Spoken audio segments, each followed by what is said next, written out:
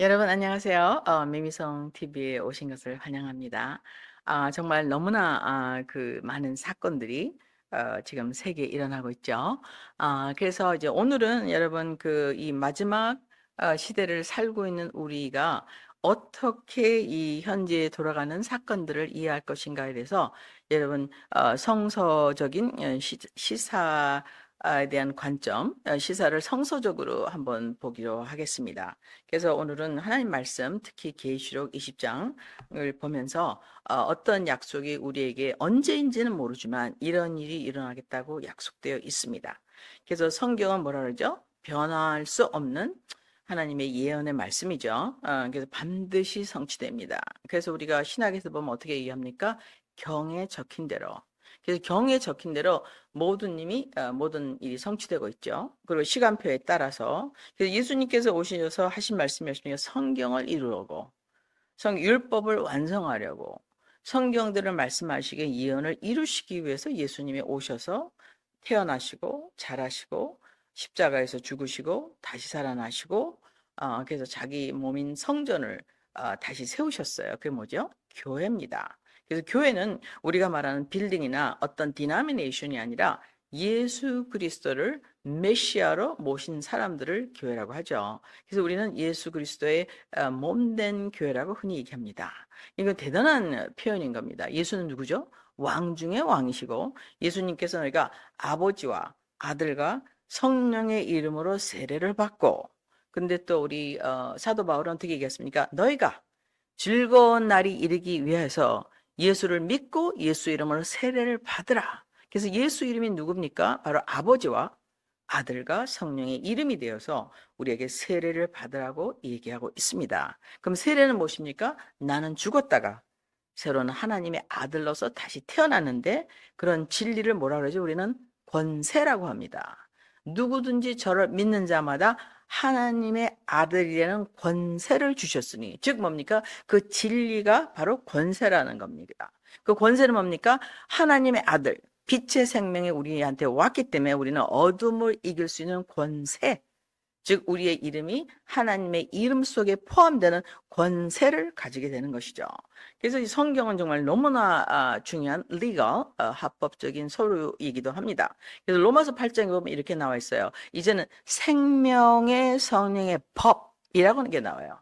사망의 법과 생명의 성령의 법, 즉 뭡니까? 예수 그리스도로 믿음으로 말미암아 생명의 성령의 법이 죄와 사망의 법에서 우리를 해방시켰다고 되어 있습니다.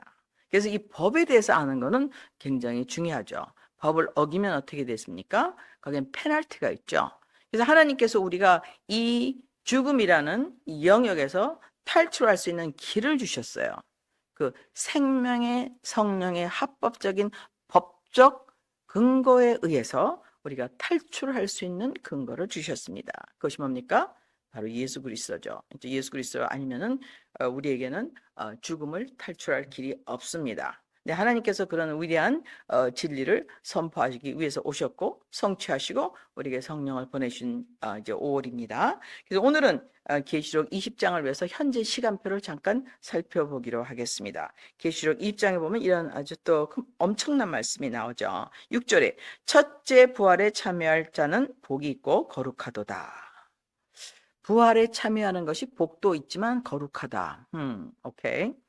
이거는 이제 우리 나중에 또 한번 공부하겠지만 어떻게 나와 있습니까? 우리 히브리서에 보면 히브리서 10장 14절에 나와 있죠. 그가 자기가 깨끗하게 한 자, 의롭게 한 자를 거룩하게 했다고 나와 있습니다.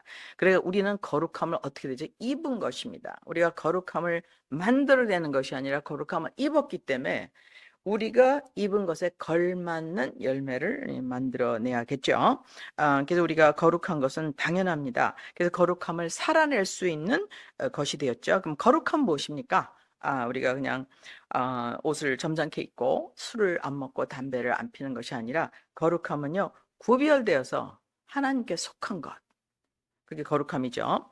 그래서 둘째 사망의 그런 자들은 다스릴 권능을 가지 못하고, 첫째 부활이 있는데 거기에 둘째 사망이 있다는 걸 알려주고 있어요. 첫째 사망도 있고 둘째 사망도 있구나. 그래서 우리가 저도 지금 어머니를 잃은 지가 한 달 좀 됐는데요. 이제는 첫째 사망을 경험하셨죠. 근데 둘째 사망에 있는 자들이 그러니까 첫째 부활에 참여한 들은 둘째 사망이 다스릴 수 없다 그랬어요. 즉 죄와 사망의 법에서 해방되었다고 되어 있습니다. 로마서 8장 1절에 도리어 그들이 하나님과 그리스도의 제사장이 되어서 천년 동안 그분과 함께 통치하리라. 하나님과 그리스도의 제사장이 된다. 엄청난 말입니다. 제사장은 원래는 레위 지파였죠. 근데 하나님으로 받던 제사장은 누구입니까? 바로 멜기세덱이죠. 예수님의 계보를 따른 제사장이 되어서 천년 동안 그분과 함께 어디를 통치합니까? 우리 저번 주에 공부한 이스라엘을 통치하게 됩니다. 이스라엘 천년 왕국을. 그 천년이 다 참에 사탄이 자기 감옥에서 풀려나고 갇혔던 자가 나가서 사방에 있는 민족들 곡과 마곡을 속이며 그들을 함께마 전쟁하게 할 터인데 그들의 수는 바다의 모래 같으니라. 또 그들이 넓은 땅으로 올라가 성도들과, 이게 성도는 누굽니까? 바로 구약의 성도들, 즉 그러니까 천년 왕국에 살고 있던 그 하나님의 백성들을 얘기하죠. 이스라엘. 그 사랑받는 도시 예루살렘을 에워싸매 불이 하늘에서 내려와 하나님으로부터 내려와 하늘에서 내려와 그들을 삼켰고 그들을 속인 마귀가 그 짐승과 거짓 대한자가 있는 불과 유황 호수에 던졌어서 그들이 영원토록 밤낮으로 고통을 받으리라. 여기서 이제 마지막 이제 심판이 하나님을 대적한 대적자가 이제 심판을 받게 되죠. 근데 그들이 이제는 보이는 사람을 즉 곡과 마곡을 불러서 이제 하나님 백성들 즉 넓은 곳으로 우리는 일단 여기는 아마겟돈이라고 얘기하죠. 흔히 올라가 성도들의 진영과 사랑받는 도시를 둘러싸서 마지막 싸움을 하게 됩니다. 너무나 정말 엄청난 사건이 일어나죠. 그때 어때요? 그 피가 그 말의 브라이어 어딥니까? 말이 그 허리 그 말이 다리가 길지 않습니까? 서 있을 때 그보다 위 브라이어까지 차서 그 피가 넘치도록 그 엄청난 많은 사람이 거기서 죽임을 당하게 됩니다. 그런 누굽니까? 하나님을 대적한 자들이죠. 근데 오늘의 메시지는 무엇입니까? 그들이 언제 전쟁이 일어나는가? 지금 사람들이 이제 걱정하기를 이젠 정말 곡과 마곡이 모여서 이제 3차 대전이 일어나느냐 안 일어나느냐 하는 이제 위기에 빠졌다고들 얘기를 합니다. 왜냐하면 우크라이나 전쟁에서 이제 동서의 헤게모니가 충돌을 했죠. 브락지 전쟁이 지금부터 조지아로 옮겨가고 있습니다. 컨트리 조지아라는 나라로 옮겨가고 있죠. 그래서 이런 엄청난 전쟁을 우리가 보면서 또 우리 가자에서는 전쟁이 지금 확대되어서 우리는 시리아 대사관에 있는 이란 그 장성을 공격하고 또 이란은 다시 이제 카운터 어택을 하는 이런 엄청난 이제 사건이 있었습니다. 이 사건은 왜 이렇게 무서운 사건이냐? 우선 이란이 핵무기를 할 수 있는 능력을 가졌고, 그 다음에 이란을 백업하고 있는 러시아, 그래서 러시아가 이제는 훅에 걸렸죠. 그래서 러시아가 지금 뭐를 갖고 있습니까? 핵폭탄 5,100대에서 5,200대를 갖고 있죠. 그리고 이제는 또 인도, 파키스탄 이런 나라가 중국과 합쳐서 브릭스를 만들었습니다. 그래서 여러분 지금 브릭스의 이코노미가 얼마나 크냐 하면은 브릭스의 세 개국이 합쳐지면은 미국과의 맞먹을 정도의 이제 경제력이 대단히 커졌습니다. 그리고 브릭스에 있는 대표 나라가 누구입니까, 여러분? 당연히 러시아의 테크놀로지와 자원, 그다음에 중국의 인구. 그래서 중국과 거기 있는 인구를 따지면 전 세계 25%가 되는 엄청난 이코노미가 됩니다. 그래서 지금 유라시아에 있는 이코노미의 사이즈가 얼마나 커졌냐면 사실 유라시아는 러시아에 있는 자원, 특히 북한에 있는 숨겨진 자원들, 개발되지 못한 자원들, 그다음에 우크라이나에 있는 농산물들, 이런 그 엄청난 그런 지하 자원과 그다음에 싼 노동력과 전 세계의 그 25%에서 이제는 여긴 중국만 하고 중국 인도만 25%고요.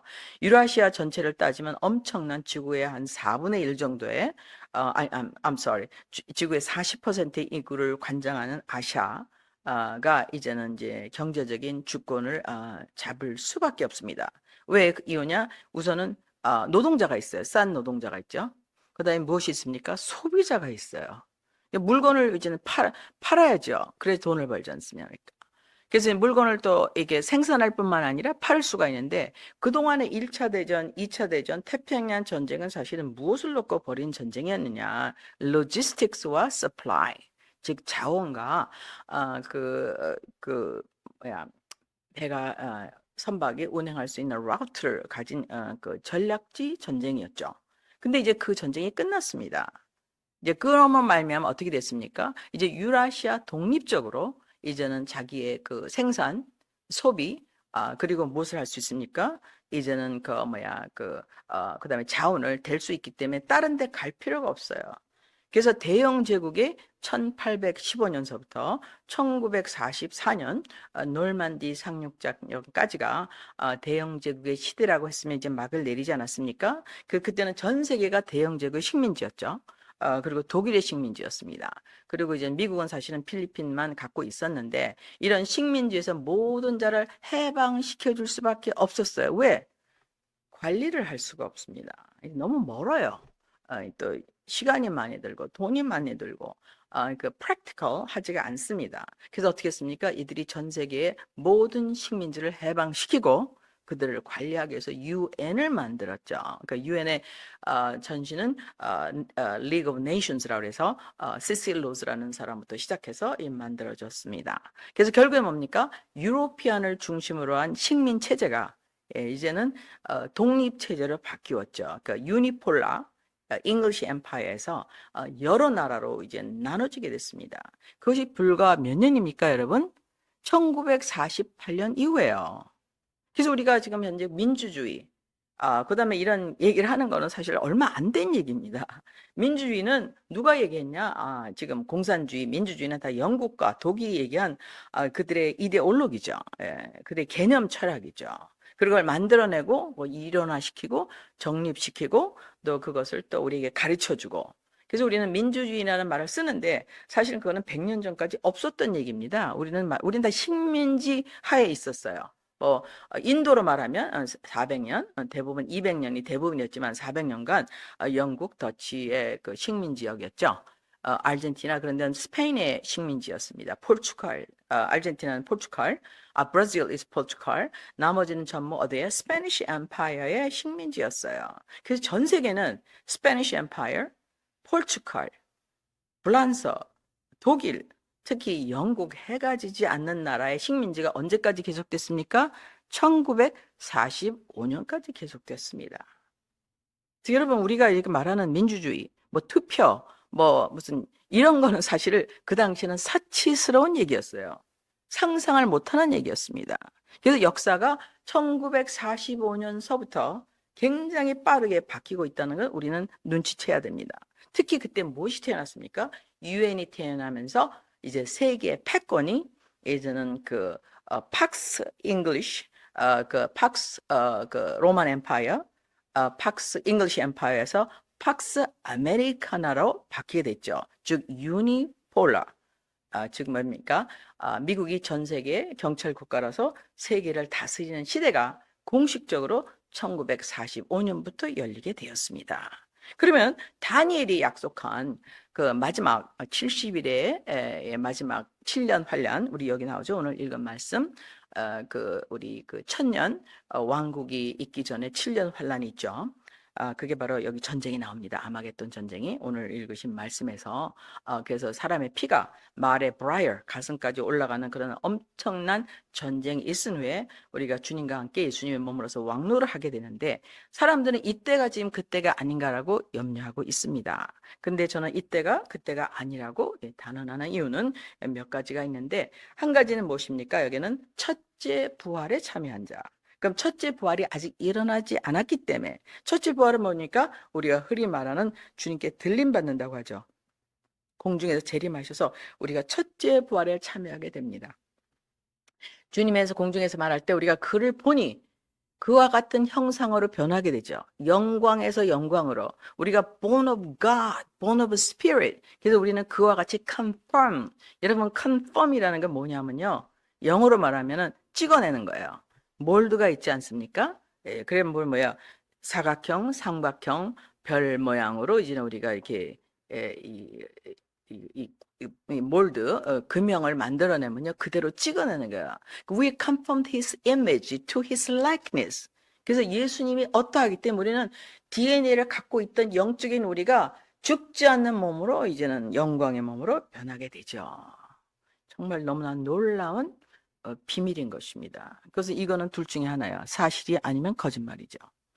그래서 우리가 만약에 거짓말이라면 하나님 앞에서 거짓 증인으로 발견될 것입니다. 근데 우리는 책임이 없어요. 왜 책임이 없습니까? 여기 계약서에 Covenant of the Blood, 예수님의 보혈의 계약서에 그렇게 적혀 있기 때문에 우리는 계약서대로 믿고 선포하는 것입니다. 이 말에 대한 책임은 누가 있죠? 이걸 쓰신 분 예수 그리스도의 영에게 책임이 있는 것이죠. 그래서 우리는 그것을 믿기만 하면 되는 것입니다.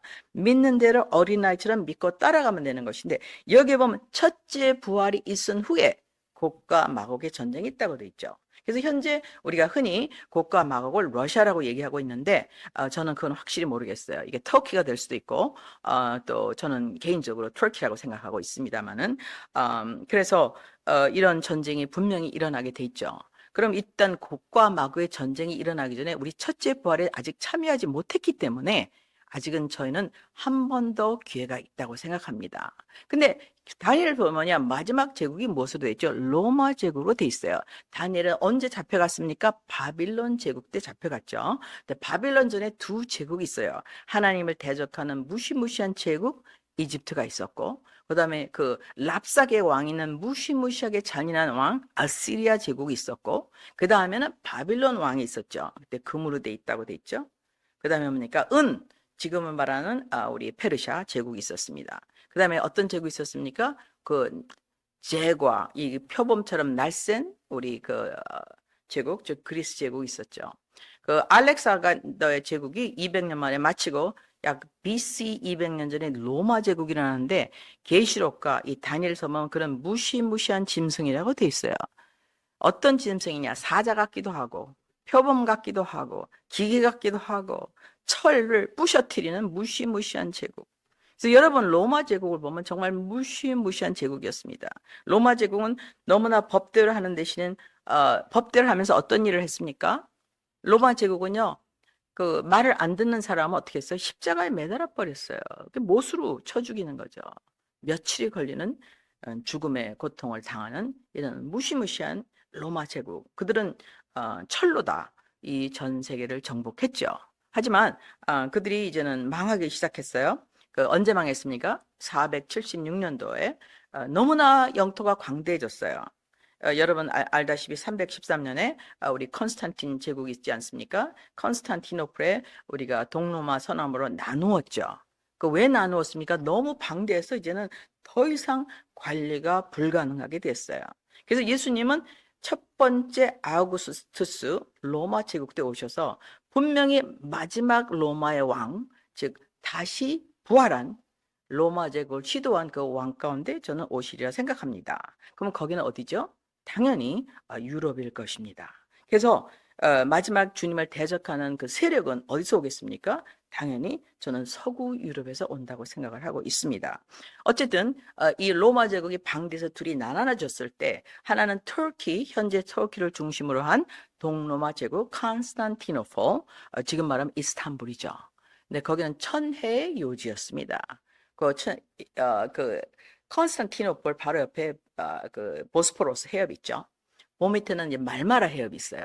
그래서 저는 이제 그 동네에 살던 사람이 코리안이 아닌가 싶습니다. 왜냐하면 정말 말마라 할 정도로 엄청나게 무시무시한 해협이죠. 지나가는 사람은 다 죽어요. 거기는 뭐 살 수가 없어. 침입을 해야도. 왜냐하면 여기 다 보이거든. 배가 가는 것이요. 그리고 바로 위에 뭐가 있습니까? 흑해가 있습니다. 흑해 위에 뭐가 있죠? 크리미아가 있고, 우리가 지금 현재 알고 있는 우크라이나가 있습니다. 그래서 우크라이나 크리미아는 무엇입니까? 굉장히 중요한 항구죠. 왜냐하면 해군이 가서, 함대가 가서 상대방을 포위해서 폭격하지 않으면 전쟁에 이길 수가 없기 때문에 항구는 너무나 중요한 곳이죠. 그래서 우리 흔히 말하는 그 왕국이 다시 우리 복습하자면 이제는 그 로마가 이제는 313년에 이렇게 콘스탄틴이 나누었죠. 그때 또 어떤 일이 일어났습니까? 이제는 우리 기독교를 국교를 만들게 되었습니다. 그러면서 서로마 제국이 476년에 망하게 됐죠. 동로마 제국은 지속되어서 1453년에 망하게 됩니다. 약 1000년을 더 지속했죠. 누구에 의해서 망했죠? 오스만 제국. 지금 말하는 터키에 의해서 망했습니다. 그래서 터키나 이란은 사실은 수니가 아니고 시아입니다. 즉 정통 중동 사람이 아니죠. 그들은 유목민족으로서 굉장히 전쟁이 우수한 민족이죠. 어쨌든 간에 470년 6년에 소로마가 망하면서 소로마에 뭐가 생겼습니까? 바로 그때 그 비숍 그때 그 교회 지도자들 비숍에게 그 뭡니까 교황 왕권 황제권이 주어지게 되면서 동로마는 이제는 그 뭡니까 이제는 그 오소닥스를 믿고 서로마는 페이퍼스를 믿게 되었어요. 그래서 우리 계시록에 저기 다니엘에서 나오는 두 다리 로마 제국 두 다리는요. 로마는 철혈 관계로 완벽하게 하나가 됐는데 둘로 나눠지게 됩니다. 하나는 서로마 페이퍼시 지금 우리가 말하는 로만 캐톨릭 처치 그리고 동로마는 뭐가 됩니까? 우리가 지금 말하고 있는 주로 발칸, 러시아, 그 크리미아 반도에서 민건 오소닥스, 북아프리카도 오소닥스입니다. 근데 오소닥스는 주로 그리스 말을 했기 때문에 두 가지 말로 쓰여집니다. 동방 정교라고 하기도 하고요. 그릭 오소닥스라고 얘기를 하기도 합니다. 그래서 그 당시에 있는 사람들은 정통 기독교인을 오스닥스라고 이제 부르게 됐죠. 그럼 페이퍼스는 이제 비숍이 엄청난 권한을 갖게 되면서 서구 유럽의 교황 제도가 되면서 그 오소닥시에 대해서 서로 이 전쟁이 일어나게 되었어요. 그래서 이 로마 제국을 하나로 통일하기 위해서는요, 이 두 개의 개념, 덕마가 하나가 되어야 됩니다. 즉, 서로마 제국의 페이퍼시, 즉, 비숍이 이제는 황제가 되어서 교황, 그러니까는 종교와 그 정치가 하나가 되는 거죠. 하고 동로마 제국처럼 정치와 그 다음에 종교가 분리되어서 오소닥스의 그 비숍이 각 지역마다 다 따로 있어요. 그래서 우리가 이집트에 가면은 콥틱 크리스찬이 있고 다 오소닥스입니다. 그리고 이제는 이티오피아에 가도 이티오피아 오소닥스가 있어요. 그래서 그들은 각자 다 정통적으로 예수님을 믿고 있다고 생각하는 사람들입니다. 그래서 주로 지금 말하는 우리가 발칸, 그리고 아프리카, 그 다음에 중동 이 사람들은 전부 그릭 오소닥스 동방 정교를 믿고 이제 페이퍼시 교황이 들어와서 비숍이 정권과 정치와 종교의 권리를 다 가진 거를 페이퍼시 우리가 지금 흔히 말하는 로만 캐톨릭 처치 그래서 로만 캐톨릭 처치의 이런 정책에 반대해서 이제는 뭐가 일어났습니까? 마틴 루터가 종교 개혁이 일어났죠. 이건 성경에 위배되는 일이다. 그래서 로만 엠파이어는 두 가지로 나눌 수가 있습니다. 하나는 페이퍼시, 하나는 정교. 그래서 지금 정교를 믿는 가장 큰 대륙이 무엇이죠? 그것은 러시아인 것입니다. 그 다음에 나머지는 지금 유럽연합, 나토가 지금 무엇을 믿고 있습니까? 주로 페이퍼스를 중심으로 하나가 되어 있죠. 그래서 우크라이나는 무엇이냐? 사실은 정교와 페이퍼스가 충돌하는 곳이죠. 그래서 우리는 그 전쟁이 현재도 계속되고 있습니다. 근데 마지막 때 로만 엠파이어 부활을 위해서 즉 전 세계를 하나로 만들고자 하는 글로벌리즘은 어디서부터 시작됐습니까? 우리가 지금 흔히 말하는 니무라부터 시작해서 현재까지 계속되고 있습니다. 그래서 마지막 성경에 말하는 제국이 로마 제국인데 로마 제국이 두 다리가 있습니다. 그 두 다리가 하나로 합치려고 노력하고 있죠. 이거는 이제 공식화된 얘기입니다. 예를 들어서 우리 지금 현재 이스탄불에서 우크라이나 전쟁을 그냥 끝내자라고 이제는 젤렌스키하고 푸틴이 동의를 했습니다. 근데 그것을 누가 반대했느냐? 사실은 글로벌리스트인 우리 그 토니 블레어, 그 토니 블레어가 누구죠? 그 영국의 수상, 지금 갑자기 이름이 생각이 안 나는데 영국의 수상이 반대했습니다. 그래서 그 영국의 수상의 반대로 말미암아 전쟁에 돌입 더 아주 엄청난 피를 흘리는 전쟁에 돌입하고 있죠. 그러면 이런 도그마틱 전쟁은 이제 어제 오늘의 얘기 아닌 것입니다. 특히 러시아는 우리 나폴레옹에 의해서 점령당할 뻔했고 그 뒤에는 또 불란서가 쳐들어갔고 그 뒤에는 독일이 쳐들어갔죠. 바바로사로. 그래서 점령하려고 했지만 점령하지 못했습니다. 그것은 무엇입니까? 결국에는요. 이제는 유럽을 즉 동로마와 서로마를 하나로 통일해서 유럽을 하나로 합치겠다는 거죠. 그럼 유럽을 합치겠다는 우리는 그 이야기를 흔히 무엇이라고 얘기합니까? 글로벌리즘이라고 얘기합니다. 근데 우리 여기서 보면요. 지금 현재 고가 마구의 전쟁은 언제 일어나요? 첫 번째 부활 후에 일어나죠. 그래서 전쟁은 저는 이렇게 믿습니다. 이번에 전쟁은 어떤 전쟁이냐? 원래는 로마 제국의 두 다리가 하나만 있었어요. 왜? 서구 로마가 2000년 동안 전 세계를 지배했습니다. 근데 갑자기 우크라이나 전쟁을 중심으로 어떤 일이 일어났습니까? 동로마와 서로마가 이퀄라이즈 되는 순간이 일어났죠. 예, 그것은 대부분이 사실은 원자재 때문에 그렇죠. 특히 러시아는 우라늄뿐만 아니라 석탄, 그리고 식량, 그리고 무엇을 갖고 있습니까? 기름과 가스를 갖고 있죠. 그래서 서구 모든 그 나라의 원자가 너무 미약하기 때문에 아프리카나 러시아에서 와야 되는 것입니다. 그래서 그들의 이코노미가 코디펜던, 서플라이 체인이 코디펜던 됐음에도 불구하고 전쟁에 러시아 전쟁을 잘 하지 못했던 러시아, 방어만 했던 러시아, 물론 우리 그 유럽을 스탈린이 해방시켜 줄 때는 나치에서 해방시켜 줬죠. 그때는 초청에 의한 전쟁이었죠.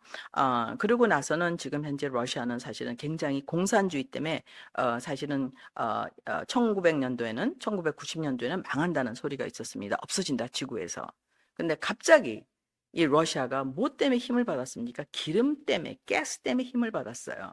그래서 기름과 가스를 차단시킴으로 말미암아 기름과 가스가 필요한 인구가 많은 인도, 인구가 많은 중국, 이 사람들은 너무 급합니다. 서플라이 체인이 없으면은요, 나라가 망하죠. 공장이 안 돌아가죠.